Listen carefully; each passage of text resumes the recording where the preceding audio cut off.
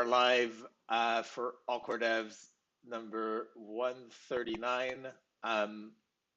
We have plenty of merge things to discuss today, and if there's any time left over, we have two quick updates on EIPs that people wanted to present.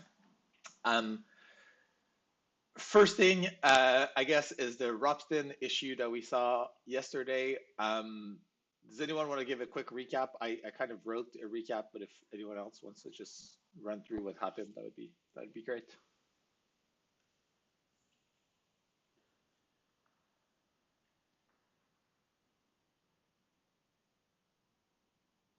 Okay. I believe that's your job, Tim. Okay. I guess I'll read from my document, but high level, what we saw is the Ropsten hash rate go up like 20-30x overnight.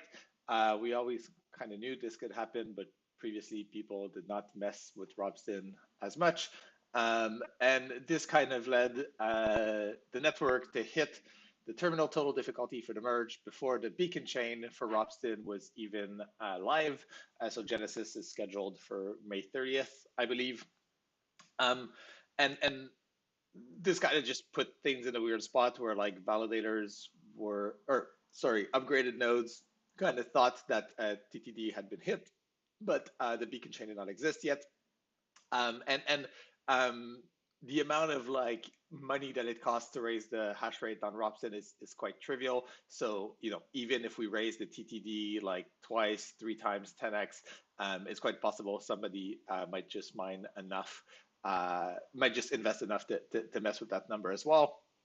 And so basically, in order to prevent that, we've kind of moved to a solution where we override the TTD to an incredibly large number, have the beacon chain go live, have Bellatrix happen on the beacon chain, and then override the TTD again to a number that we expect to happen fairly soon. So that means that like up to Bellatrix being activated, it's basically impossible that we would hit the TTD. The number we chose was about twice the total difficulty on the Ethereum mainnet, which on Ropsten's hash rate would take about 250 years to hit. So we're safe there. But then, yeah, once Bellatrix is hit, the plan is to choose another TTD, which we expect to happen soon, and upgrade this again. I guess just for people listening, this can't really happen on mainnet, and the reason is that for this to happen, well, this was caused because the beacon chain was basically not live yet, and because of how hard it is to predict hash rate on testnets and how variable it is. Obviously, on mainnet, the beacon chain is live, so that's not a problem. But then there's still this potential problem of like, what if TTD was hit before the Bellatrix upgrade was live on the beacon chain? And there, the reasoning is, well, we can predict hash rate, fairly well on mainnet, and most likely than not, hash rate would be going down rather than up because we approach the merge. So the odds that like a ton of hash rate would join the network and force us to hit TTD much earlier than expected is quite low. And depending on like, basically if we saw hash rate 2x overnight on mainnet, it means there's like now enough new hash rate to conduct the 51% attack, and like proof of work security guarantees weaken a lot by that point. So we can have like pretty reasonable bounds on the TTD on mainnet. And the worst case is usually like it just happens later than we would expect. But yeah, for testnets, given that like Gordy is obviously on proof of work, and Ropsten is obviously on proof of work, and it's easy to manipulate. Same with Sepolia. It seems like what makes the most sense is just saying this very high number, let Bellatrix happen, and then sell it to another TTD that's much lower.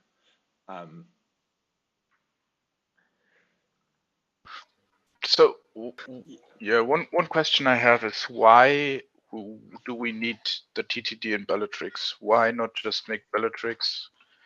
If we don't specify a TTD for Bellatrix, then we will look at the TTD from the ETH1 chain, or the TD from the ETH1 chain, and just ignore it because we don't have a TTD set. And so I'm I'm a bit confused why we need to set the TTD for Bellatrix to happen, and why we should not just schedule Bellatrix and then set the TTD. Do you mean that why do we need TTD to be a part of CL client's binary? Or do you mean that why do we need to set TTD like to like deploy a real TTD within the Bellatrix? The second, why do we have to have it in one release? And I guess we don't. But I'm gonna throw out an answer in the spirit of the internet, and saying something wrong, someone will correct me. I believe the reason is that the clients, the consensus clients as currently written, Bellatrix they expect a TTD to be available with Bellatrix. Like they need something for that value. They need to put something in there because they have a constant somewhere in their code, and they need to set it to something. And so we need some number to be in that spot when Bellatrix goes live, or when the Bellatrix clients are released, I should say. That number can be giant. It can be, uint max, that's fine. But it needs to be something. And that's why when we talk about we need a TTD for Bellatrix, I believe that is the reason. Now someone can correct me. Yes, but as I understand what Marius was saying is that we can put a placeholder then for a TTD value, a pretty large number, and then wait for Bellatrix to happen, then like cut release, another like series of releases of clients with the real TTD. Is that what you mean, Marius? Yes, or like the easiest way, and the way I would just like I would have thought that clients would have implemented it is if we don't specify a TTD with Bellatrix, then the Bellatrix fork will update the make the consensus changes, but not verify the TD from the execution layer chain against what we don't have. So I guess given that all the testing of like the past year has happened with a TTD on Bellatrix, it's probably much safer, like, and it achieves the same outcome to just have like a really high value rather than to try and change the code now and have it say like, if there's nothing, do this. Is there like, I'm curious to hear, there's a couple of CL folks on the call, like, I don't know, do you feel more comfortable with one way or the other?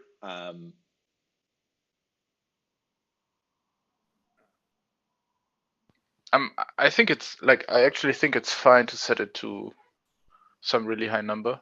Okay. But yeah, I'm just like, I think it's a bad design decision to that has been done previously, and we can like, it doesn't make sense to turn it around now. It's just for the. I think it's like not a big deal now. I mean, we can set it to like very large number, but yeah, this is what we're gonna do on Sepolia. But on the mainnet, what we're gonna do with the Sepolia is to set a real TTD after Bellatrix happens, right? But yeah, for the mainnet, I'm not sure about that. That's like, do we want to have 2 releases? So as I mentioned in Discord also here, just for yes, I think we would want to have 2 rounds of upgrades. Sorry. Yeah, and the reason for that, for those listening in who don't follow Discord, is that having your test nets follow the exact same pattern as your production network is very valuable. It also impacts third parties. So third parties who want to be able to follow the Sepolia upgrade, and they set up their runbooks, they set up their scripts. If you're an institution, you may have a big infrastructure that you need to go through, and you have checklists and all these things. Having that be exactly the same for testnets and mainnet, with the only difference being like, whether it runs on client A or host A or host B, is very valuable for those people. And so I think it is important that we should follow the exact same procedure for the mainnet launch as for Sepolia launch, even if it feels kind of unnecessary on mainnet due to difficulty being much harder to play with.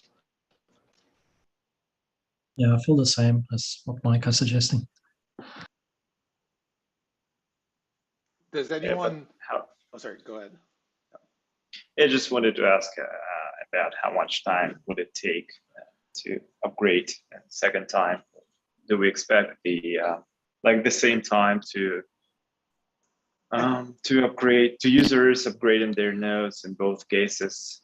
So that's can someone explain like really quickly what's in Bellatrix and why should we not just schedule it right now with a really high TTD and then set the TTD once in So mainnet Bellatrix, you mean? for mainnet, is that what you're asking? Yeah. I guess for the same reason that we can't schedule the merge, I assume there's still some testing. Well, but like scheduling the merge is something different, right? Oh, right. Like scheduling the merge means setting the TTD, and scheduling Bellatrix is, in my opinion, it should be, in my opinion, something different from scheduling the merge. I'd be curious to hear from CL clients here, but it does feel like the code that like CL clients have today is not what they expect to have on mainnet, and I don't know what like the diff is here, but yeah.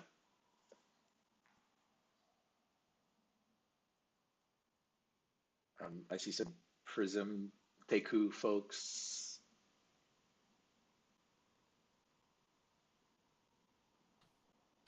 For Teku, it depends when we schedule it, I think. I mean, I think we are basically production ready and could go, but if we're scheduling it a month out, then that would be fine. But yeah, it all depends on dates.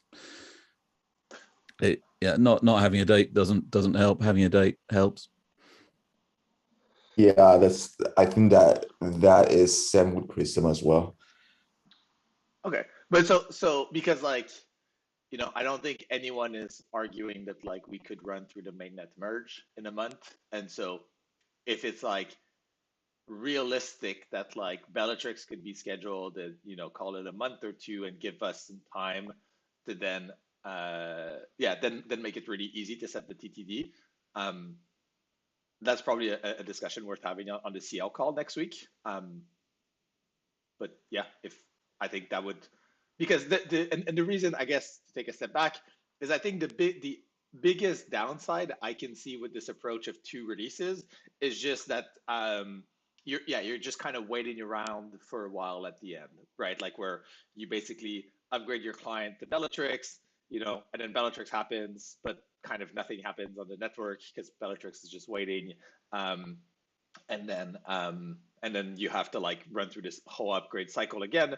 And if we're just sitting around waiting, it's basically just a waste of time. But if we can save that, I think that's the biggest downside that there is in this approach. So I think if all the clients have a TTD override config setting, I would be personally comfortable with having a fairly short time window between the TTD announcement and the TTD going live, because anyone who can't quickly upgrade their client because they need to do some additional testing or whatever can simply just do a TTD override instead.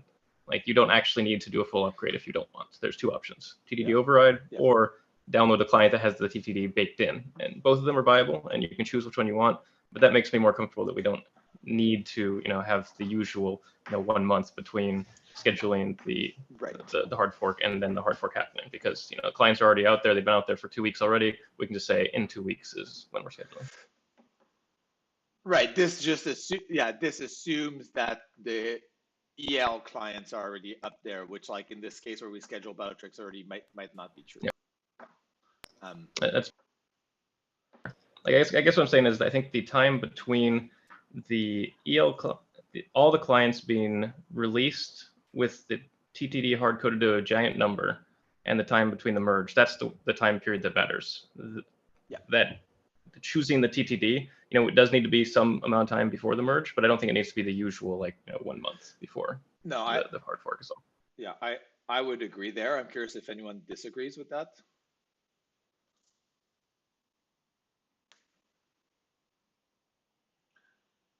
Okay, and I guess based on that, this can also be like different for testnets and mainnet. So given that for like Ropsten, we've agreed we've basically agreed to a TTD of, I think it's 10 to the 32, if I'm right, but 10 to the something, which is about twice what's the number on mainnet. Clients, I think, are expected to have releases either today or Monday with this new value, and we're going to publish those like early next week. And then Bellatrix is expected to hit on June 3rd. 10 to the 23 is the number. Thanks, Botus. So Bellatrix is expected to hit next Friday on June 3rd, and because it's a beacon chain fork, they happen at an actual timestamp, so it's usually quite accurate. So that means like the quickest we could choose this new TTD value is like next Friday on June 3rd. How long after, and then I expect we either need new client releases or not. Like we can also just tell users to run the TTD override flag. So like early in the week after, like around June 6th or 7th, we can probably have a blog post up with this announcement. How long after that do we want to wait until TTD happens on Ropsten? Because the original plan was June 8th. It obviously seems incredibly close to have like a blog post on June 7th and hitting TTD on June 8th. What are people's thoughts about like that delay between, basically having chosen a TTD for Ropsten, post Bellatrix, and having it actually hit the network?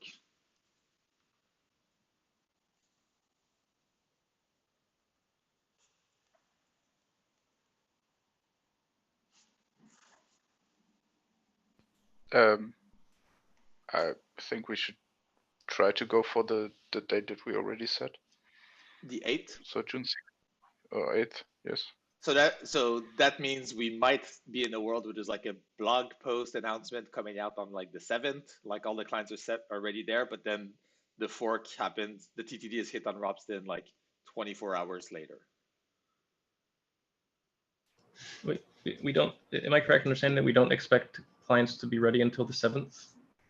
No, sorry. So actually, that's not true. We can be ready quicker than that. So I think what we can do is, I'm not sure what time Bellatrix is scheduled for on the 3rd, on Friday the 3rd, but basically as soon as Bellatrix has happened, we can pick a TTD value, and maybe even like before. Like obviously, if we know that Bellatrix is going to happen in 3 hours, and we pick a TTD value that's like in 3 days or 4 days, and we can also pick a TTD value that's like in 10 days, and then add a hash rate to make that happen quicker. So like on the 3rd, we can probably have like agreement on a value, and then you don't need to update EL clients. They can all just pass a TTD override flag. And I suspect though, just like the time for us to decide a TTD value and then like kind of announce it to the community and whatnot, it means it probably happens on like the Monday that people get aware of it. And I guess we can make it quicker if we don't wait for client releases. Clients are obviously free to then release versions and like advertise them to your users, but we can have like a kind of an announcement that's just focused on the flags, with a note to, that maybe your client will have a released version out.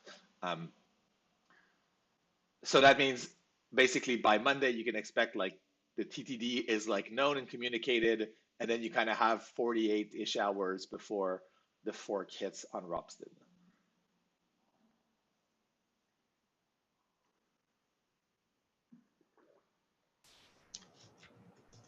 I think it's important for those listening in to understand that we do not have fine-grained control over when the merge happens exactly, like in terms of timestamps. And this is very, very true on testnets, and it is somewhat true on mainnet. Normally, when we schedule hard forks, we can get pretty close to where we want them to be. Like we shoot for a certain time of day. With the merge, everybody should be prepared for testnets and mainnet that we may get the day wrong. And for testnets, we may get the week wrong, as we saw with Ropsten, right? We got it way wrong by like several weeks. And with mainnet, I think being off by days is not unreasonable. Yeah. And so all users should be prepared for that. Like when we talk about scheduling things for the 8th, they're scheduling things for this date or that date. Users need to be aware these are best guesses for us. We're trying our best, but the way things are designed, we don't actually have control. I mean, it's a censorship-resistant system that we don't actually control. We only make suggestions, and the system does what it does. Right. And in practice, what this means is like, say we choose something on the 3rd, which we expect to be even, like on the 13th, and we can then have hash power to like reach it a bit quicker. There is still a world where somebody like puts 100x the amount of hash rate on Ropsten, and it ends up hitting over the weekend, right? Like, I don't think there's anything we can realistically do to prevent that. So yeah, there's on Ropsten, and this will also be true on Sepolia, there's like always a chance that like as soon as we pick the TTD value, somebody shows up and we hit it like hours instead of days later, just because the costs is so low to mine on those testnets.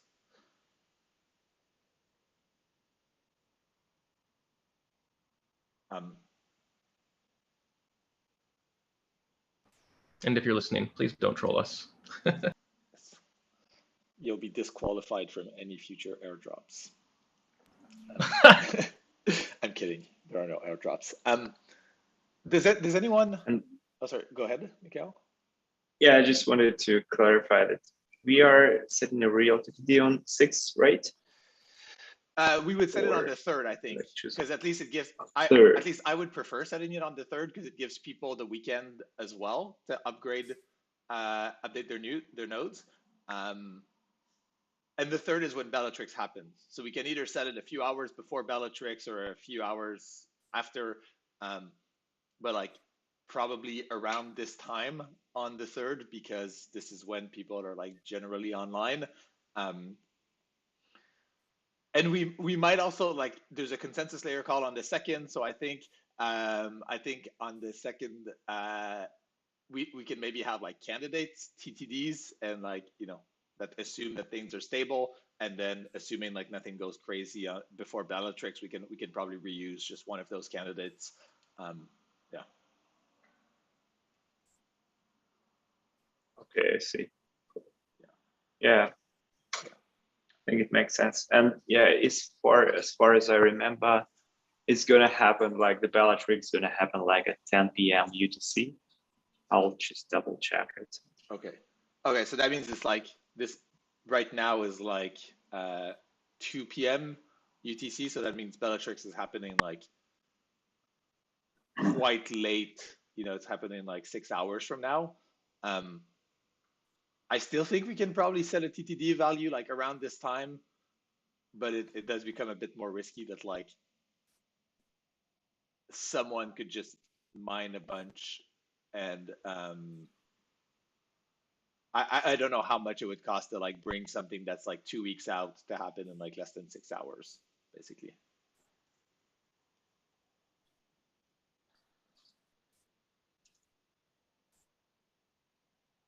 So there's a question in the chat, like, why can't we keep it really high and reduce it the day before? It's basically, it's like the lag between we need to communicate this number to people. Like, we can't just like choose.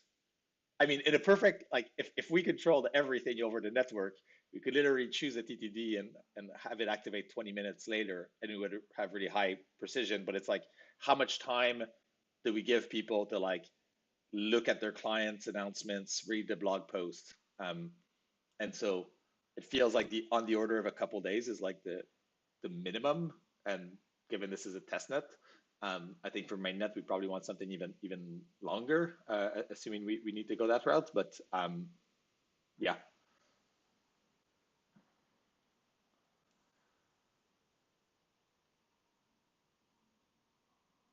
It's actually going to happen on June 2nd at 10 p.m. UTC, from what I can see from the configs.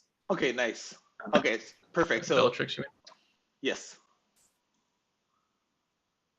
Okay, so that means then I think on the CL call next week, we can have a bunch of candidate TTDs, and then at the very least, people will be aware of like what are the options, and then we can reconfirm that number basically 24 hours after the CL call once Bellatrix has happened, so that like Friday 1400 UTC roughly, we have a TTD for Ropsten.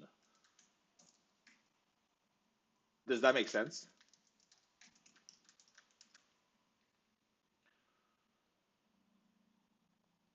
Okay. I also have a comment, or kind of an idea.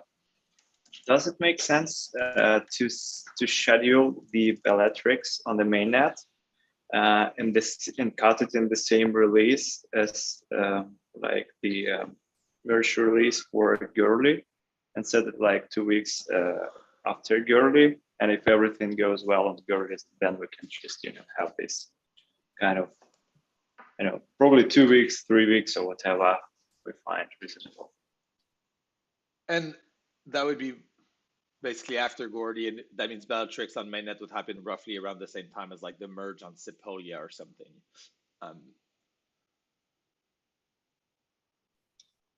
What do you mean? So like I thought that Gordy's the next testnet. I think I thought we agreed we'd do Ropsten, Gordy, Sepolia, basically. Oh, sorry, then I just mixed them. Okay. The Gordy and So, Tim, the last one. There's one thing that setting early Bellatrix epoch might trigger. There's a lot of validators that are running, they're not running an F1 node. And for those guys, setting Bellatrix will force them to actually sync. So we need to give them time at least and advertise that they need to start syncing their engines, and that they need to be synced by the time that Bellatrix hits. Okay, that's a great point. Yeah. Which might actually be a nice feature, because by the time TTDs hit, then we know that people are definitely synced. Yeah. Okay, so it seems like there is like a general feeling that we can do Bellatrix earlier than mainnet, than the TTD on mainnet. I would move this conversation to the CL call next week just to make sure that like we have all the CL teams chiming in. And Danny's not on this call today, but I'll make sure to like also bring him up to speed on this, and so he's aware, and we can kind of draft what that could look like. But either something like alongside the last testnet, so that then when we move to mainnet, we're just setting the TTD. We know Bellatrix has happened, and from users' perspectives, it's just like download a new EL version, and maybe the CLs have like slight improvements, but they should have like consensus changes.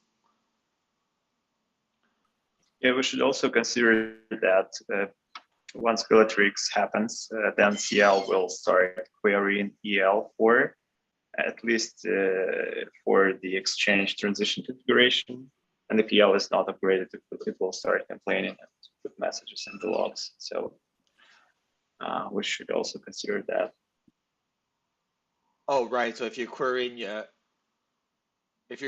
an EL that doesn't have like the Paris code, basically, then it will send weird log messages. Is that right? Yeah, and it will try to connect to engine API endpoint. So we will have to release ELs as well, and ELs should be upgraded as well. So that means like Bellatrix happens, yeah. So we need ELs to be at least aware that there's a thing called the engine API, which only happens in like a specific release with like EIP 3675. Is that correct? Right. It's basically Paris, right? Yeah. Okay. So we'll have to release code. Yeah, we'll have to release Paris and Bellatrix probably at the same time. And yeah, the upgrade should happen. The upgrade to Paris should happen before Bellatrix hits the mainnet. I believe, someone correct me if I'm wrong, but I believe if you took a client today, like the Ropsten client, let's say whatever client you guys are using to test the execution layer on Ropsten, that should work through mainnet as long as you set TTD override. Is that correct? Assuming we don't have to change anything between now and then, assuming no code changes. Like a person doesn't even need to upgrade their client from now until the merge. They just need to set the TTD. Is that accurate? Assuming they're running a Ropsten client today. Like they just like switch it over to mainnet and they're good. They need to change the chain config, of course, but other than that, they can use the same software. does Geth not release one client with many chain configs, and it's not just like -- config mainnet? Yeah. Like they actually. Okay. Yeah. So in theory, people can upgrade today, like their whole setup. They can upgrade Paris, Bellatrix clients today, and so again, assuming no changes, they're good to go for the merge. Is that more or less accurate? Well, not for Aragon, because as discussed, we've only prepared an alpha quality release. We still are making fixes and improvements for the merge. Okay.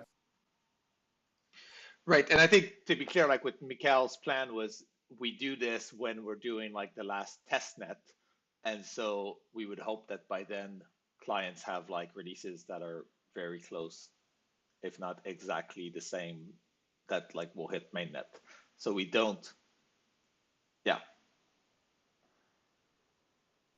Yes, the plan is simple because I don't think we would like to have the Bellatrix scheduled before the last test net is upgraded, and some time plus on top of this upgrade, right, to give us time to react if anything goes wrong.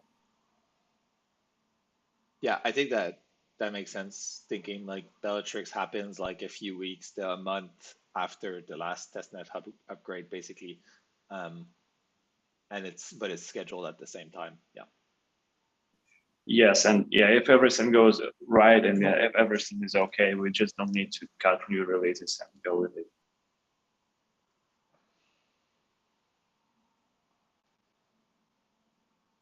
Yeah, and I mean clients, I suspect in practice some clients might choose to cut the new release with the updated TTD value, but yeah, it's not like a strict requirement, basically.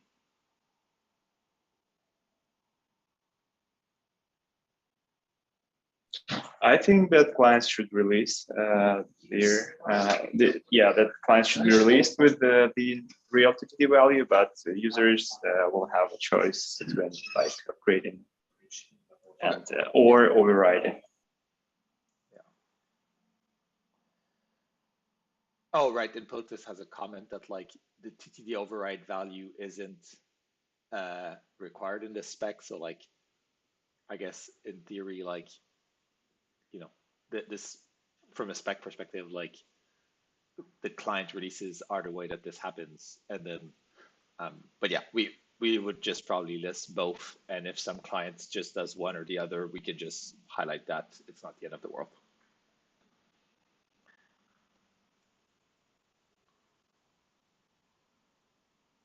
So I guess just to like recap all this. So for Ropsten specifically, you know, clients are going to put out releases in the next days with the huge TTD value. If you've already downloaded a client release, by the way, that had Ropsten TTD support for like the value we hit yesterday, you do need to upgrade your TTD value to the new one. We'll have an announcement about that. Basically, we'll have an announcement about the new Ropsten clients early next week, which will have this really high TTD hard-coded in it. And then once Bellatrix has happened on June 2nd, we'll choose, I guess, realistic TTD number that will confirm on June 3rd.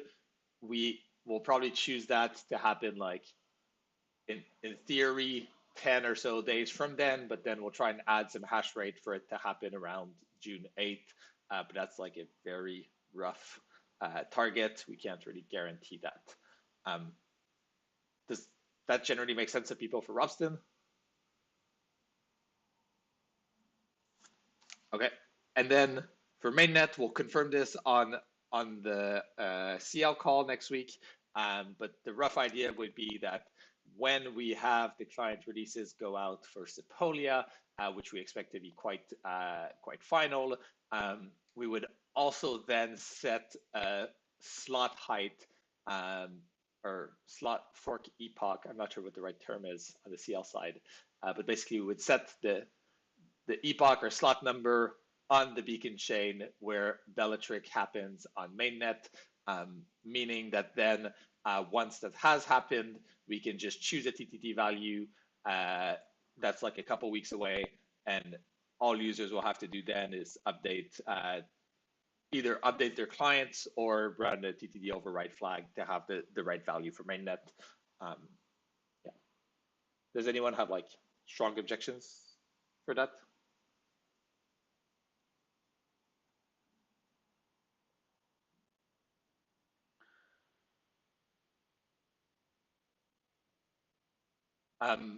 Polis, what do you mean about the JWT stuff? Oh, so the engine is supposed to be a secured connection. I'm not really following how it is, but I thought that clients haven't, execution clients are not really finished with that. So I'm not sure if they're actually enforcing that it's authenticated. So I'm just wondering whether or not having this finished before we set up the Bellatrix 4 epoch is a requirement or not. Yes. So for gas, we have the authentication finished and required on 8551. You can optionally enable the engine API on the default HTTP port, so 8545, without authentication, if you want to test something. The only issue is that if we don't specify if you don't have a TTD specified, the authenticated port will not be opened. And this is something that we're thinking about changing, that we have the authenticated port open by default, even without TTD specified. So that you can test. Okay. So that you can test your stuff without having to specify a TTD. We in Nextmite we also implemented authentication, and we are working in this way that if we specify port in any port, we will authenticate it if we add engine API. But we need to explicitly say that the port is not authenticated. Thanks. Besu and Aragon, I'm curious what the status of this is. Yeah, Besu implements JOT authentication. We actually have a flag that can enable or disable JOT authentication on the engine API. Currently, the default is set to disabled for test purposes, but pretty soon, probably next release, we're going to flip that flag to make it default on, and you'll have to explicitly disable it. Got it. Thanks. In Aragon, we have implemented the JWT authentication, and moreover, we have removed the unauthenticated port completely. Okay. That's only possible with the authentication. So it seems, yeah, from the EL side, at least we're good. I do think that we should not be forking the last testnets until it's like implemented across, like it should be the default behavior across every client. But assuming that it is, then it means that we can obviously, that this is not a problem to schedule Bellatrix on mainnet as well. Does that make sense?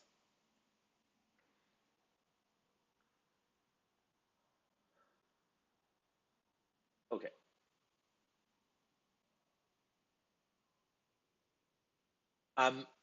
Anything else just regarding Robston and like this kind of TTD Bellatrix timing?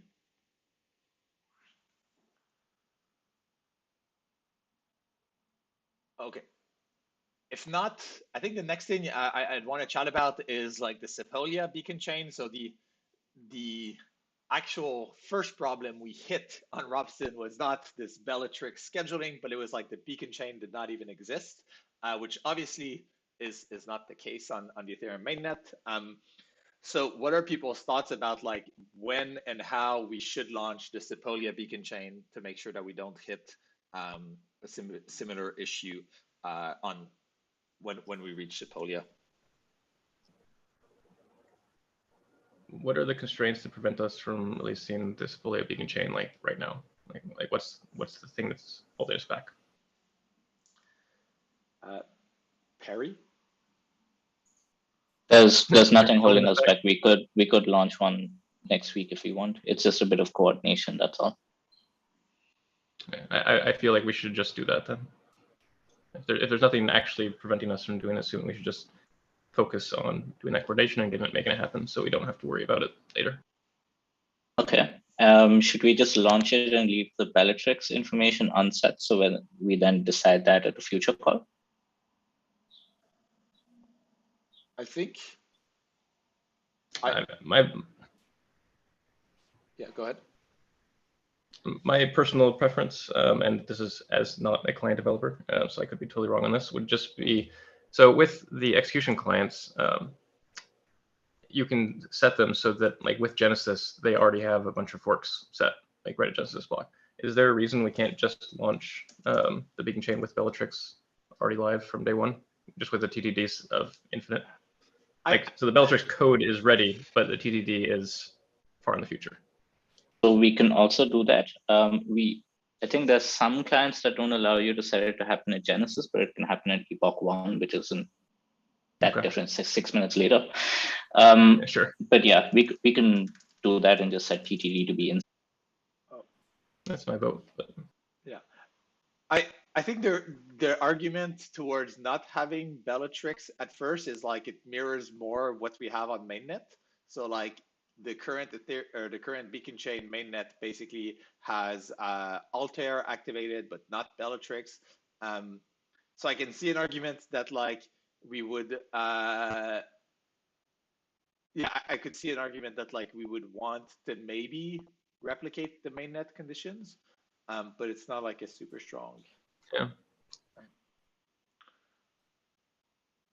Maybe we just at least have it so we have Genesis and then reach finality, and then Altair, reach finality, and then Bellatrix, and then reach finality. So at least we go through like the full life cycle on each fork.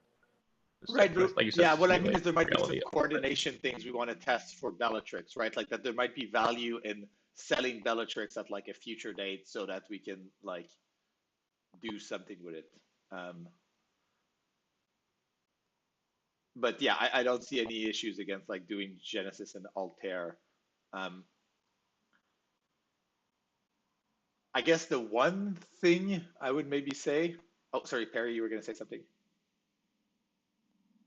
Yeah, I think I agree with you on that. Like we can have Genesis and Altair and just leave Bellatrix as it is because we still haven't reached a final decision on how we're going to handle mainnet. And once we know how we're going to do it on mainnet, we can then replicate the same thing on Sequoia. Okay. And my only final question. Oh, yeah. Miguel, go ahead. No, I was just going to say the same. Yeah, I was just going to say the same thing Barry said. Okay. Yeah, sorry. My last point was just, is this just something we want to check on the CL call with the CL teams as well? Because like they run the software for that. Like there's no rush to do it like this week versus next week. We just want to do it like well before Sepolia forks. So is it worth just like sanity checking this on the CL call a week from now? I personally see no problem with Perry launching the Sepolia Beacon chain over the weekend on its own. I guess, I don't know. There are some CL folks here. How do you all feel about this? I don't actually care. Again, Prism, Teku, I'm gonna single you out. Yeah, I think since it takes so little time to actually set one up, we can just wait until the CL call next week. I think the 1 week difference is not going to make a change. We're not going to merge Sepoya next week or the week after anyway. Okay. Oh, nice. I just saw it fell from Lodestar. Sorry, I had missed you before. Okay, sounds good. So like, yeah, we'll cover that as well next week on the CL call. But basically, it seems like at least from the EL side, we have agreement that we want to launch it as soon as possible, run it through Altair, and then wait a bit to figure out what we do for Bellatrix.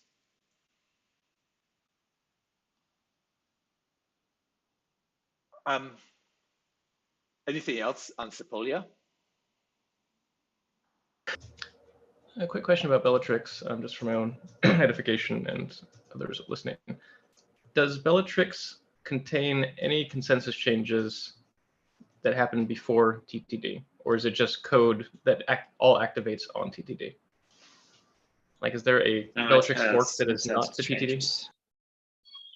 It has consensus changes. It has changes in, yes, it has changes in the block body structure at least. And yep. Okay, and so there before, is, so the Bellatrix fork on the consensus layer. Like, sorry. Go ahead. I think I'm lagging, so go ahead. Yeah, it's just, it monitors for execution payload to be non-zero. And it also looks for EL to and queries whether the block, the terminal, a terminal block exists. But yeah, that's what it is. So if you have two clients and they need to coordinate when Bellatrix happens prior to TTD, like, is there a Bellatrix hard fork on the consensus layer that happens, and then at some point later TTD hits and then more changes occur? Or is it just, you know, you deploy your clients whenever, as long as they're before TTD, and it doesn't matter when before TTD? Like, is there actually wire protocol changes that will cause clients to get disconnected from the network if they are not on Bellatrix while their peers are on Bellatrix? Yeah, but TTD so is not yet hit. They all need to change at the fork, and then they wait until TTD. Number-based fork? Basically, that would mean that there's a fork epoch. Gotcha. Okay.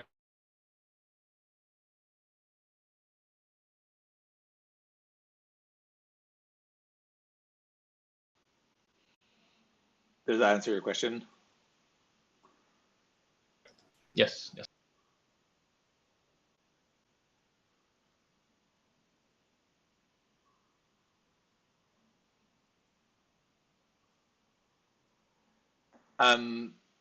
Okay, there's one more question about Robson in the chat. Basically, in the days before we published Robson TTD, are we confident that enough of the nodes running on Robson will switch their configurations to prevent the long-running proof-of-work fork?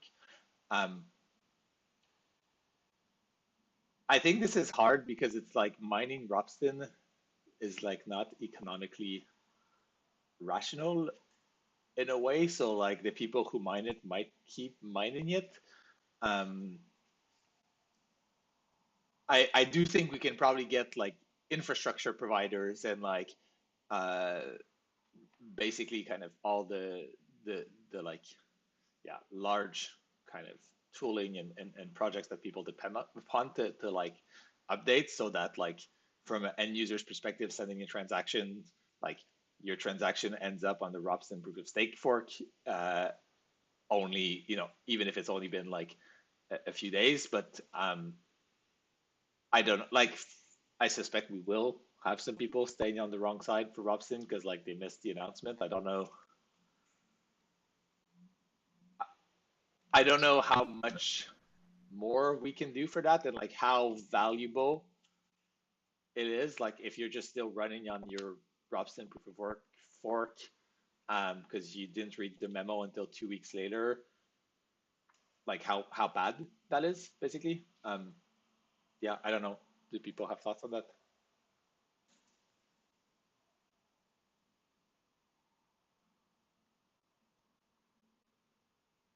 I guess my main thought there is we have been saying for a while that Robson will be deprecated. And the only reason we're going through all of this effort to make it nice is for the people who want to test the merge through it. So if anyone's not interested in testing the merge, then we don't have to really worry about them because it's a deprecated network from their perspective.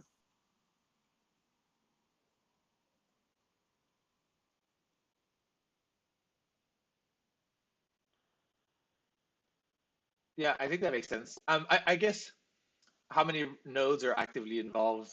It's hard to know from a nodes perspective. I think we can generally reach like most infrastructure and tooling providers quite easily on, you know, quite short notice. And especially like I think a lot of them are following Robson now because of like the issues we saw yesterday. So I think it's kind of clear to people that something is happening on Robson, but the long tail of people is just really hard.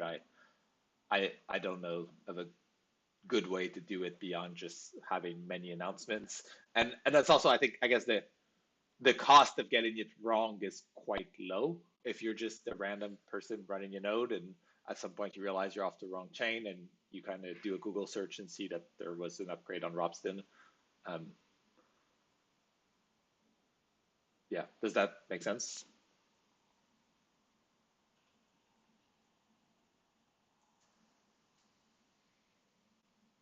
Okay, cool. Okay, anything else on like their Ropsten, Sepolia, beacon chains? If not, we also had Gordy on the agenda, but I don't think that we've had any updates there. I don't know, Afri, did you have anything you wanted to cover about Gordy specifically? No, I just wanted to say that it's fairly easy to come up with a total difficulty at a certain date because the total difficulty per block was fairly stable on Gurley, and whenever we come up with a date, it's fairly easy to come up with a number. So nice. I'm basically just waiting for us to come up with a date so we can do some nice pseudo palindromes. I love it. Yeah, and I saw you registered a bunch of validators as well. I believe for Gordy, current Gordy signers. Is that right? Yeah, I prepared my Gurley signer to also validate Prata, so I'm nice. On both sides of the merge. Nice.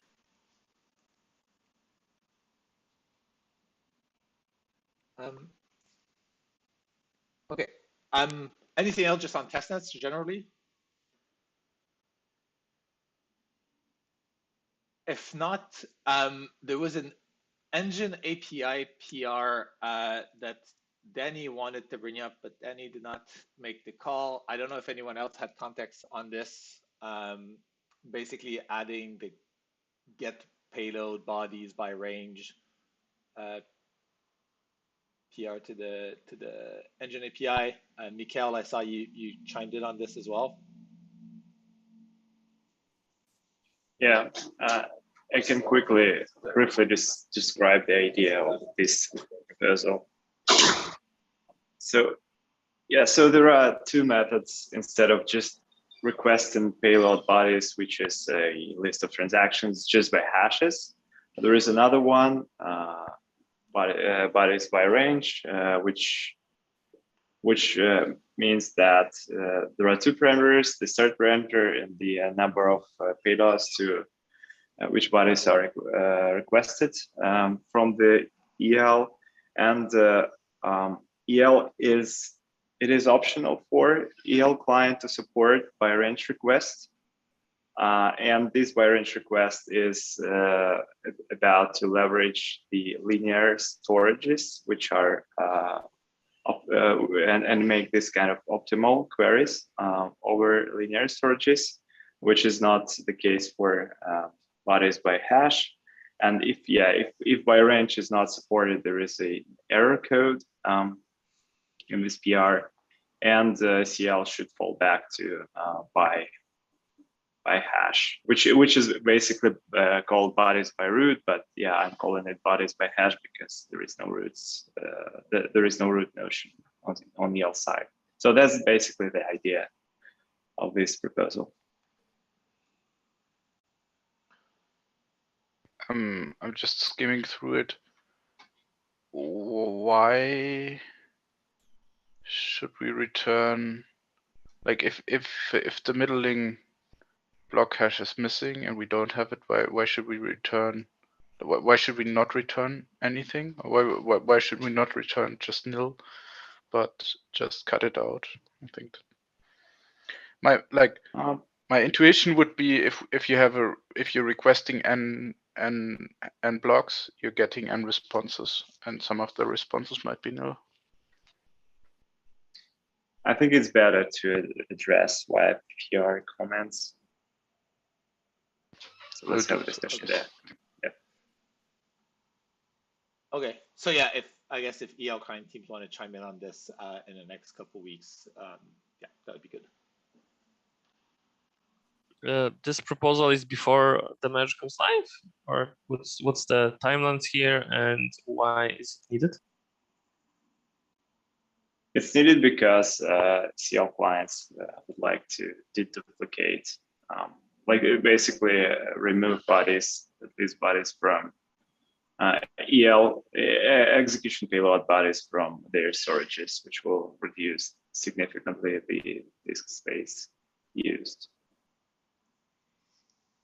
And I don't think it should happen like right at the merge. So it can be a soft fork, I guess. Does it require to be activated as a fork? No. Like, yeah, I suspect no, but.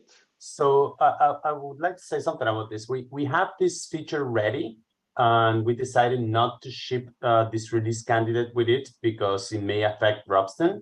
But if Robston goes fine, we're gonna release it and start testing it live.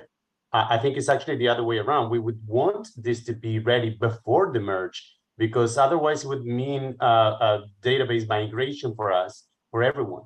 So it would be much better for all of us to actually have this before the merge, and then don't force our users to migrate or resync their clients. Oh, you mean so the schema will be changed on your end, right? Yeah. So the way this works is you just don't save the bodies, and then you just request the bodies from the execution layer if they ask you for blocks.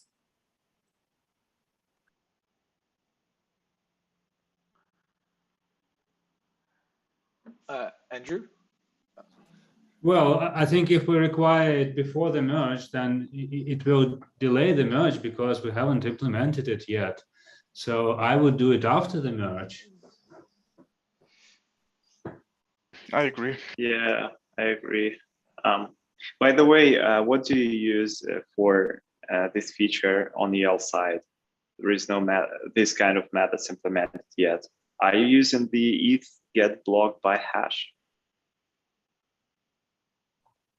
I believe so. So Raul is not here in this call. He's the one that implemented it, but I believe so. I think he's calling block by block. Right. So we do have this feature implemented today. It is under test right now. So, but then I think the API itself is a nice to have, but it's not a mandatory type of thing. Yeah. Yeah, I'm not sure if it's going to be safe to use this method because you will have to request blocks block by block. I mean, how much stress it will make on EL clients if it will work this way.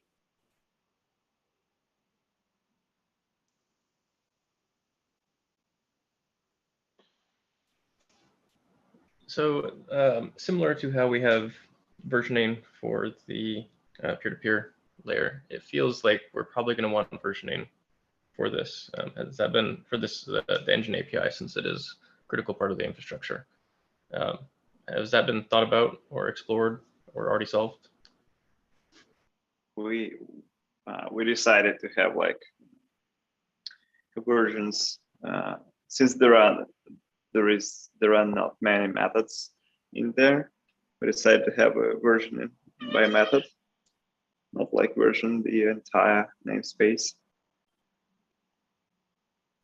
And that's like what is stated in the spec currently. So if you update the methods or semantics or blocks or a structure, data structures, so you just like upgrade one method and add the version to the end.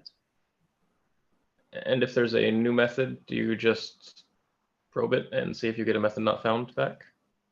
Yeah, that's interesting. Yeah, I was also a bit thinking about it. How do we want to like say, okay, so this is Shanghai. This is the methods that we use for Shanghai and the versions that we use for Shanghai. And this is like the next release. How do we want to scope it out as well? Yeah, that's a good point and good question to think about. I feel like now that we're closing in on merge, we should probably put deep thought into like what that whole story looks like in terms of like how do we add methods, how do we remove methods, how do we upgrade methods. Sounds like the upgrade methods part is kind of solved with method versioning, but we still need to deal with new methods and deprecated methods between layers. We don't have to do this on this call, but we should probably talk about that before the merge happens, or at least before the first version change. Yeah, I think that makes sense. And just to wrap up on this specific call, I think it's pretty clear from EL teams that we don't want to have this be requirements for the merge. Obviously, especially if CLs can kind of hack this functionality by just calling every single block by hash. But yeah, it would be good to just have some comments on the spec so that yeah, the general API makes sense, but we're not planning to implement this before the merge. Does that make sense to everyone?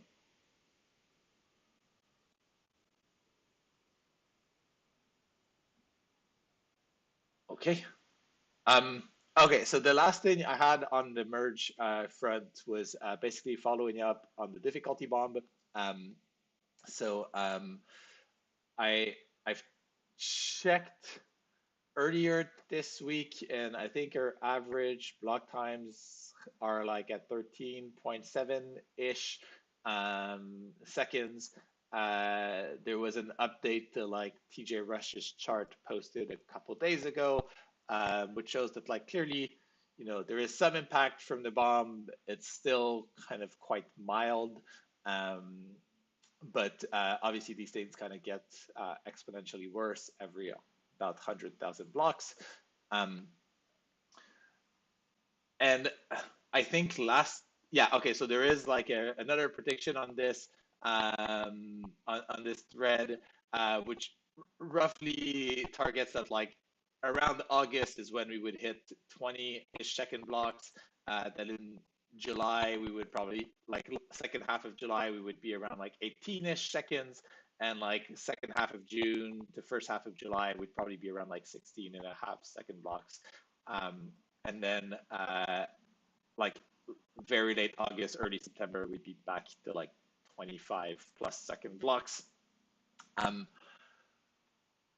I know there was like some conversation on the Discord about this this week. I know, Thomas, you had a trend about this on Twitter yesterday, but I'm curious to just hear from different client teams generally, like where do people stand regarding the bomb? Yeah, Thomas, you have your hand up, so go for it. Yeah, I would ideally propose to agree today, if possible, for the bomb delay by 3 or 4 months. And just set the date when we introduce that to the clients. Okay. Anyone else have thoughts on this? Ben? I don't want to advocate for moving the bomb because I just want to keep the pressure up to get this thing done. However, if we are doing Paris early along with Bellatrix, that does give an opportunity without a separate hard fork to set back the bomb by a small amount. 3 to 4 months, I think, is giving ourselves too much of an out. I think we need to keep the pressure on, but a couple of weeks at least take the heat off the block time on mainnet. Got it. Andrew?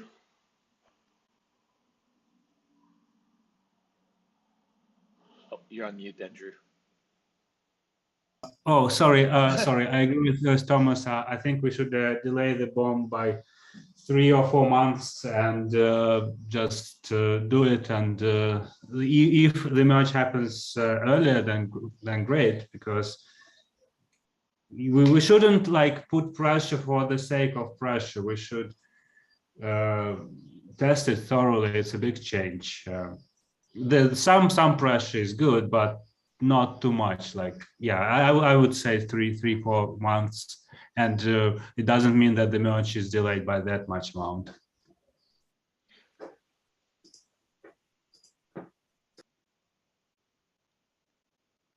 Got it. Anyone else have thoughts? I mean, what isn't done yet for the merge? Testnet deployment rollout has been bumpy. I mean, Rockstone was pretty clear that it's going to be a messy situation since it can be attacked in both ways, but I guess that's kind of on us for not launching the beacon chain before setting the TTD. Right.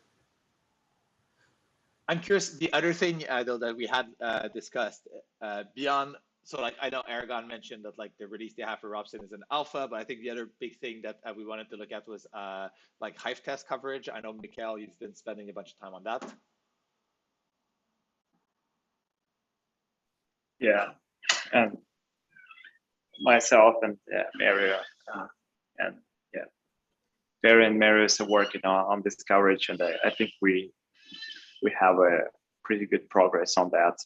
And from that perspective, I can say that we will not be ready by like before forking the last testnet. So it's like I can say that it's like definitely a no-goer or stopper, like from testing perspective. I think we can do this, and I would not like delay the bomb just because of what happened with Robston. We're still planning to have an upgrade on June 8th, as we planned before, and I don't think it should be like anyhow linked to or anyhow be reasoning behind like delaying the bomb. I'm not saying that we should not like push back the bomb. Sorry, but yeah. What happened with Robson is not a reason for doing this, as from my perspective. Got it. Thomas? Yes, always in favor of bombing in, and actually I think it works, and I always loved it, and I felt that it was keeping us having to push to be ready for the releases on mainnet. Always know how to push the release if it was starting to extend the block time. So I think it's already hitting in. We know that it will be delaying the blocks. It's actually some significant effect on the network. I think the pressure is there. Like I don't feel that, generally at least talking about Nethermind, so I feel that there's enough pressure to keep the team going. Feels like it's a bit too much pressure to like test all the testnets one after another, get the feedback, configurations, proper retesting with all the combinations, sync times, coordination of infra now. With Robston, with 2 more testnets, with some additional education, and just saying this is stable version, we don't touching it. I simply think that it will take time to do that properly, and we already are in that place. So if we delay bomb by 3 months, it will keep the pressure at the level where it will keep the pressure to the most likely time when the mainnet will be merged. And it's not affected by the Robston at all. So I was thinking of this 3 months delay for a long time, that it's the most likely thing to happen. It's just now I think it's a good time to raise it, because it starts to be actually like late if we decide in 2 weeks and we say that then we add it to the clients in 2 or 3 weeks after decision, because we need to prepare the releases with that, then it will be 4 or 5 weeks from now when we would delay the bomb. And you know, it's also additional hassle to prepare the release for the bomb delay, so we don't want to rush it. And we don't want to do that every 2 weeks by 2 weeks. Like then we would have to do that at every single cord F call.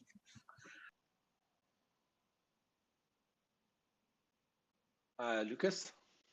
Okay, just to have a comment maybe on Peter, that what Peter said, that in my opinion a bit what shows the readiness are Hive tests, and this shows like unhappy paths instead of what we are mostly testing in shadow forks. So yeah, looking at Hive tests, every client has multiple tests failing, and maybe we'll be able to fix those issues before remerge, but this generates more pressure.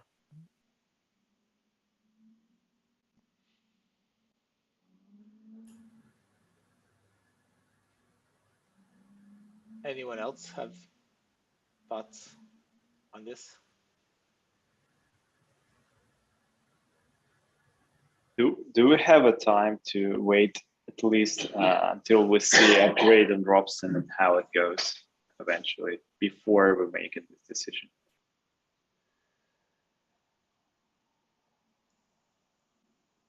Right. Like, and I think, one thing for sure is I would like us, I don't think we can really make a decision today, given there's like no EIP, there's no like actual proposal for people to review.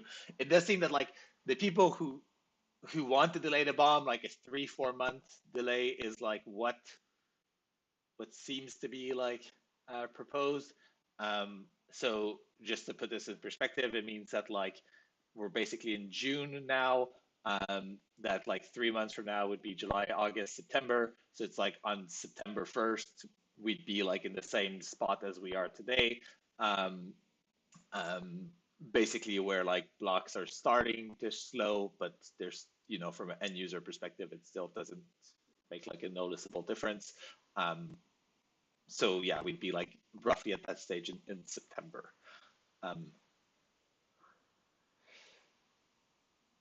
And yeah, I guess POTUS, there's like a bunch of conversation in the chat about your point around big blocks. Do you want to take like a few seconds to just kind of tell people about your concerns there?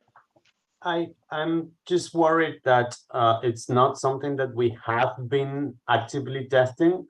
The consensus layer is very, very sensitive to timing issues.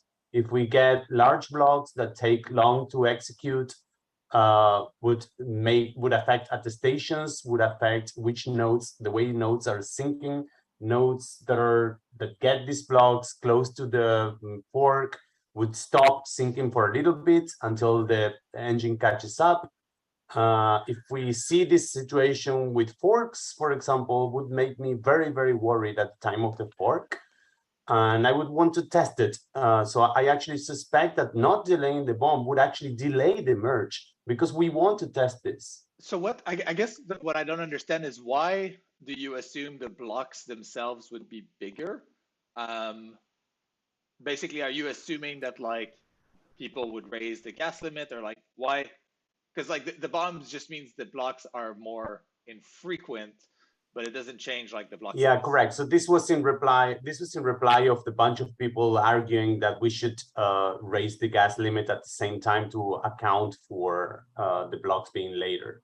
Right. Okay. Yeah. So basically that if like people are unhappy because like say there's 20-second block times, then they decide to like raise the gas limit 50% because of to get like roughly the same throughput, then you get much bigger blocks, right? But it's yeah. So I think a timing difference by itself is if the blocks stay small enough and they just are delayed between the timing between themselves is not the same as the slot time that we have now. This is not an issue. This at the very worst can affect like ETH1 voting, but I think we've tested this already. Okay, got it.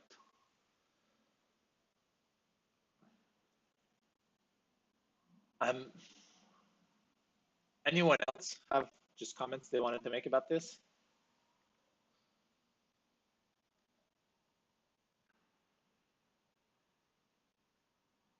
Okay, maybe one more thing I'll pick on from the chat. Marius, you mentioned that like you think it's actually too early to discuss the bomb pushback, like, and that's like kind of the opposite of what Thomas was saying. So yeah, do you want to elaborate on that a bit? Not really, no.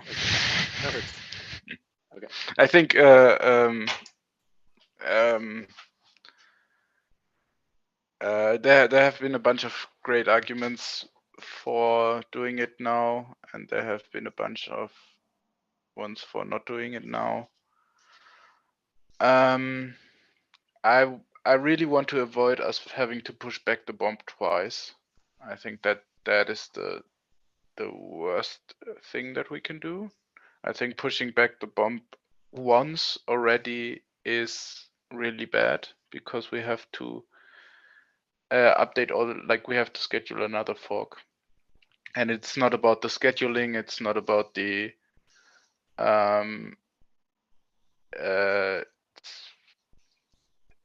it's about the coordination of the of the community, and I think we might lose some people if we schedule another delay, bomb pushback. I think it's fine to do it on a technical merit, but I'm not seeing a technical merit at the moment. And I think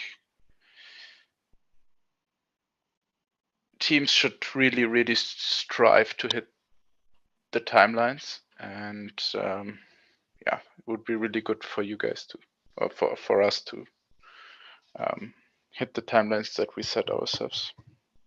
That's all I can say.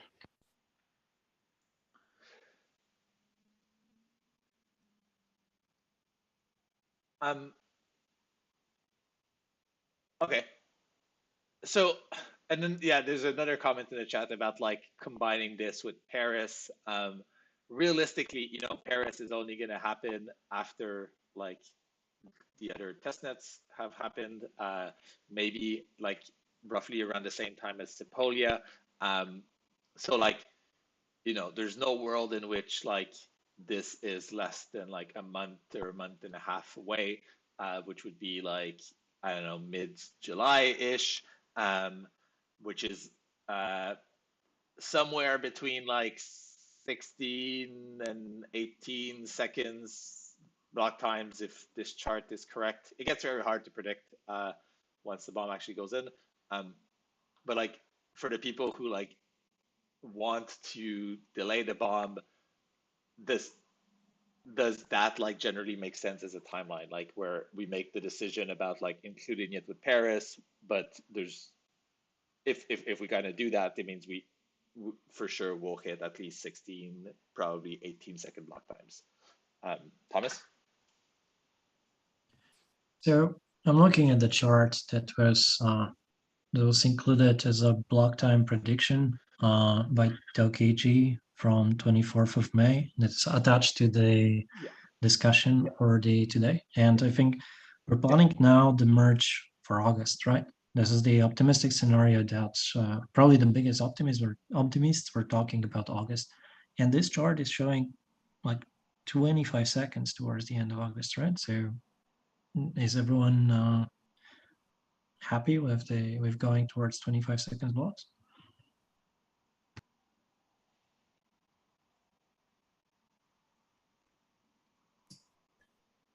Andrew?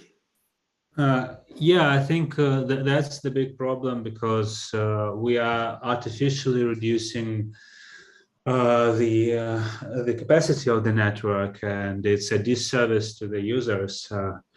I was also thinking like maybe we can combine the merge delay with something useful, like because this idea was surfaced that we set the TTD for the mainnet to something artificially large, and maybe we can do that alongside delaying the bomb.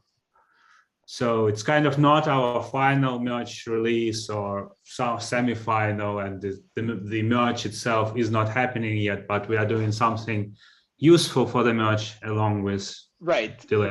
Yeah, and that's kind of what I was suggesting. And I think if we were to do that, we would still hit at least 16, if not like likely 18-ish second blocks by the time that happens. So it's not like it's not 25 seconds, obviously, but yeah, it does mean that like we do hit kind of longer block times, which is already bad enough. Like we should try to improve the capacity rather than hurt it. Yeah. Thomas, your hand is up. So I think that we definitely want to push the merge at the time when the network is stable, predictable, where people think that's okay if the merge changes by 1 or 2 days, that we don't have to rush it, when people will not be in the last week taking rash decisions, because if they miss it, then suddenly it's 30 or 35 seconds and it's already like causing turmoil with what miners do. So if at the same time as we introduce merge, miners keep voting the changes on the block sizes, on the block times change, it's just a lot of additional variables to take into account. when calculating, when filling how we plan. So I simply want to operate in the conditions where network is very predictable and there's no additional pressure from different sources about like how we should act. Right. Okay. And Marius, I think you had like another comment. Yeah, I don't think 20-second block times are bad. And in Amsterdam, we kind of made the had the overall view that degraded user experience for 2 months is worth it if we can ship the merge faster.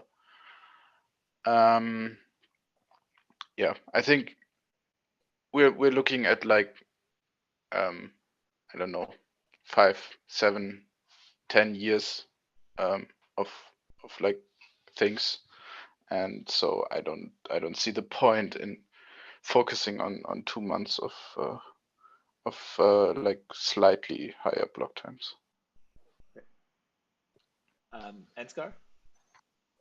Yeah, I was just curious if someone could put like a specific number of like days or something on the delay that in like an additional fork for difficulty bump delay would mean. Because I mean, I know Marius said earlier that like having, I think it was Marius, having more than one delay would be the worst case. I'm just wondering why that would be the case. Why can't we just have a really small delay and then potentially have another one later if it's, unless it's like a big extra effort. That's what I'm wondering.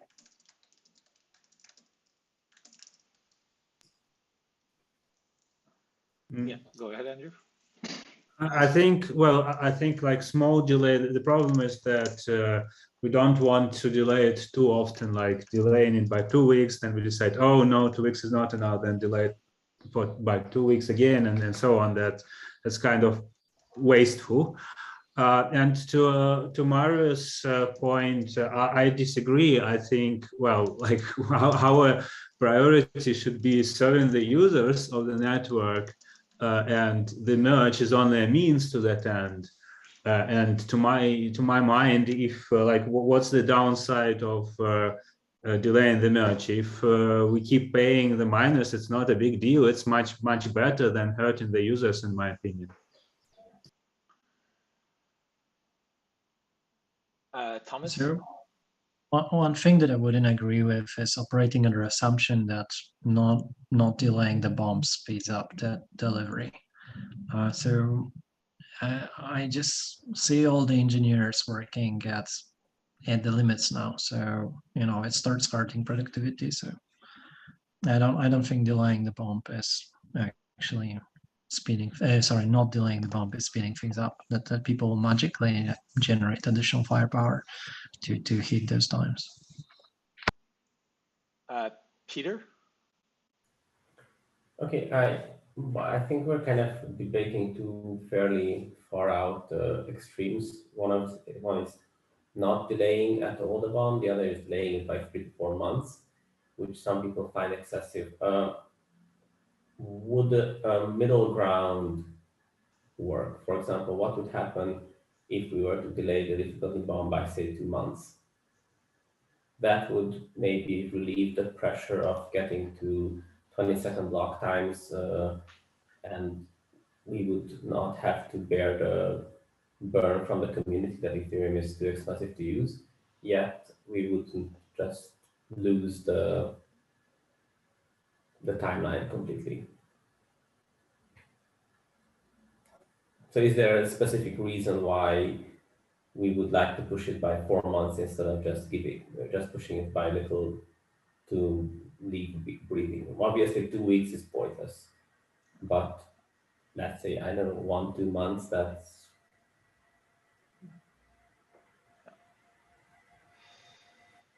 Andrew? It sounds, well, to my mind, 2 months is reasonable. 2 months is kind of a good enough time that to help us go through the testing thoroughly and like improve the quality. Yeah, so I would be happy with 2 months. Thomas, Yeah, I don't know. Oh, sorry. My suggestion of free for months.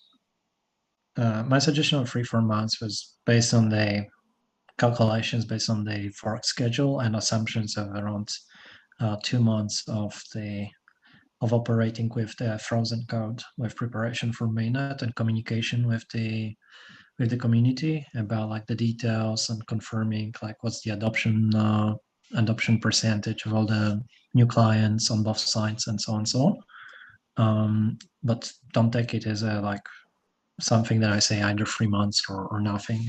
It's definitely just a suggestion that I believe that 3 or 4 months is the most likely effective delay. But yeah, I'm open to support any solution that will make us start preparing the EIP and start preparing releases with the bomb move. How exactly, what's the exact number of blocks that we move it by? And this can be decided at the very last moment. So I guess just don't want to not start preparing. Yeah, I think that makes sense. I guess based on this, my rough feeling is that if we were to delay it, like 2-ish months delay, that's maybe coupled with Paris in order to like minimize the amount of client releases that go out. So it means this delay would happen like towards the ends of the test nets, but give us like some breathing room between the last test nets. Sorry, Tim. Yeah. What is Paris?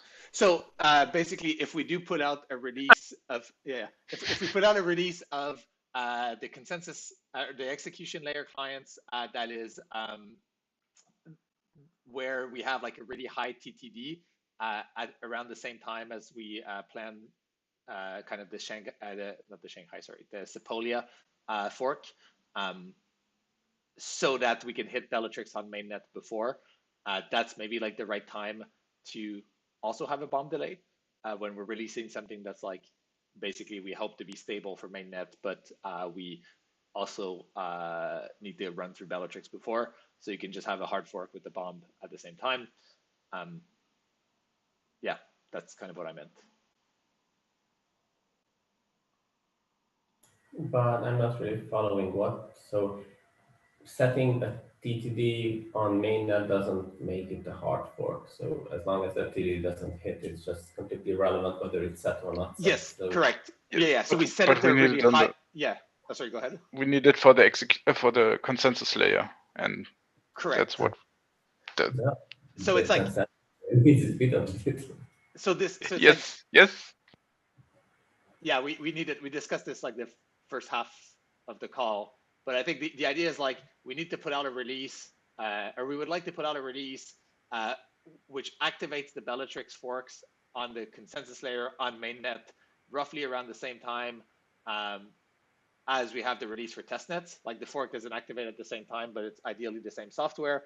At that time, it would be good if there are EL client releases, which also have the merge changes that are ready, even though they're not activated. And so what I was proposing is that the same kind of release also contains like a bomb pushback with a hard fork in parallel, basically. Yeah, but why does it make this Paris? Or I mean, it's just because the CLs need to know, they need to be able to query a version of the EL client which like knows that the engine API exists, and so that's what I'm calling Paris. Yeah. And it also may contain this fork next value for we can actually set it to something realistic for the merge as a means to, and that will actually be part of the, or like you can think of it as a hard fork. So no, actually you cannot do that, because if we hit that before the TTD triggers, then whole mainnet will fall apart. Yeah. Yes. So we're already over time. I do think, like, obviously we're not going to make a decision about this today. I think someone who feels strongly about delaying the bomb should try and draft together an EIP that we can maybe discuss on the next call a bit more. Yeah, and I'm happy to like help put you in touch with previous bomb delay EIP authors if someone wants to draft this. And I think in parallel, it's just worth thinking about like what the activation of that would look like. You know, what are the right parts in the process to couple it with? But clearly, we're not going to resolve this in like a minute and a half on this call. Real quick clarification question. When you say 2 months, 2 months from what? 2 months from the time we release this patch, or 2 months from today, or 2 months from the planned mainnet TTD? 2 months worth of blocks. So yes. you're adding the 2 months worth of blocks, so around 400,000 blocks. Oh, onto the TTD or sorry, not the bomb onto calculation. the difficulty calculator thing. Yeah. Okay. So you go from the bomb delay is 2 months counted from the in previous number of bomb. blocks. Yeah. Gotcha. Okay, so 2 months from the original bomb yes. timer. So 2 months, that means that like 2 months from now, so now we're June. So that means that in July, at beginning of August, you start having like 13.7-ish block times rather than having them right now. Yep. Yeah. So if you write the EIP, it's like a pretty simple EIP to write. You literally take the number that's in the last EIP and you add 2 months worth of blocks at like a 13-second average to it. Okay, we're already 5 minutes over, but I said we would stay 5 minutes over in the chat for the 2 people who had EIP updates. So if y'all can bear with me another 5 minutes, I think we can cover those and hopefully have like a specific bomb EIP to discuss on the next call. George, you had an update on 4844 with some optimizations for the transaction pool. Hey team, so I feel a bit weird doing this like sharding discussion after this very important like merge thing. But anyway, since I'm supposed to talk about the EIP, I'll give like a very short update. The idea is that we want to do proto-dunk sharding at some point after the merge happens. We are gonna introduce blobs into transactions with proto-dunk sharding. We got reports by Peter, I think, in Amsterdam, that the current approach of like verifying the blobs and the commitments in the transactions is pretty slow in terms of like, you know, when you get a transaction on the mempool, it's pretty slow to verify, and this might cause problems like TOS and stuff. So we wrote a PR which makes this process of verifying proto-dunk sharding transactions extremely much faster by introducing KZG proofs. Because before, like we were using KZGs just for building commitments for the rollups and stuff. We were not using KZG proofs anywhere in it. So by using KZG proofs, we're able to like verify transactions much faster, like from 40 milliseconds per transaction to like 2.5 milliseconds. And the same for blobs. I'm not gonna go into the math of how this works. I tried to write a pretty comprehensive how-to on the PR that requires a bit of knowledge about KZGs, but not too much. And yeah, this is like the summary. Let me know if you have questions, and maybe we can discuss it in the next ACD. I don't want to take more of your time.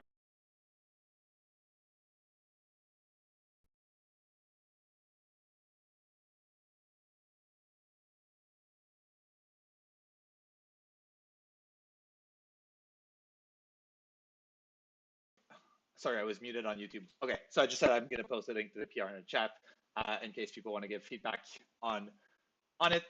And then last thing, we have Peter, who's been looking into EIP 2537, which is this BLS precompile EIP that has long been kind of pending. And he was also interested in trying to revive that and look at what the current status is. Peter, do you want to give us a quick update? Yeah, thank you, Tim. Yeah, because we're over time, I'll be as quick as possible and quite kind of concise.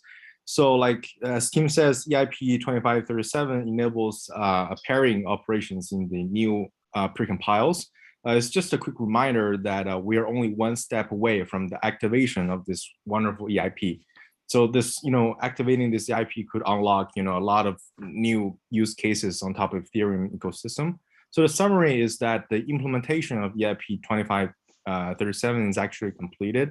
It's in the code base right now. It's actually only the pending activation of this, functionality, and it's not really that hard. And the activation of this functionality actually just enable the precompiles by editing the core /VM/contracts.go file. So just to enable this, just like what we have done for the Byzantine, Istanbul, or Berlin.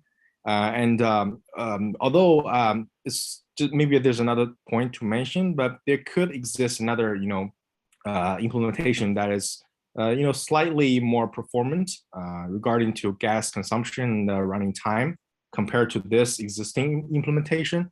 But, as this work has been, already done, merged into the code base, I believe that, we activate this BLS existing 2537 implementation will be the best. It's just a reminder to revive this thread to the community. Thanks.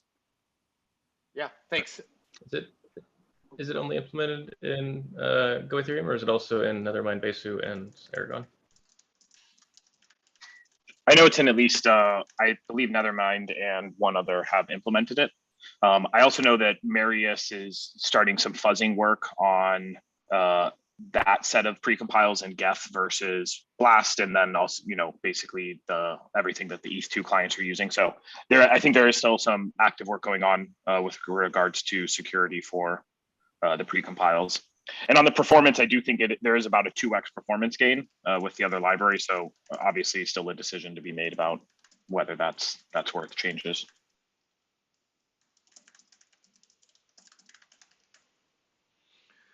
So we've been fuzzing the Killage implementation against Gnark,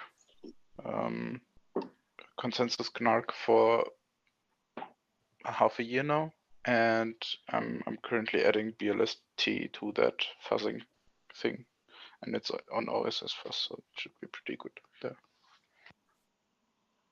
Fantastic. Yeah, and BLST has been fuzzed against Relic and some big num libraries as well in OSS fuzz for about a year as well.